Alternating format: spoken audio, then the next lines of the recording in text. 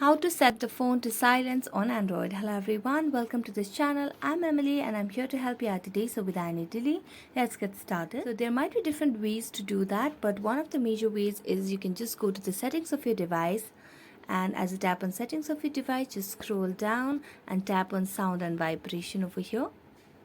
As you tap on sound and vibration, here you can see the volume can be adjusted over here for media, for your ringtones over here, and for your alarm as well. So when you minimize the volume on the ringtone, the silent mode will be turned on.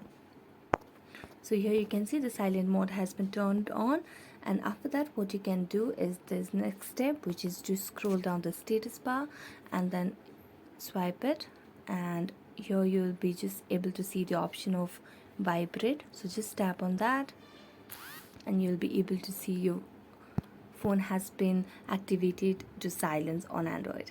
So thank you so much for watching this video. See you next time.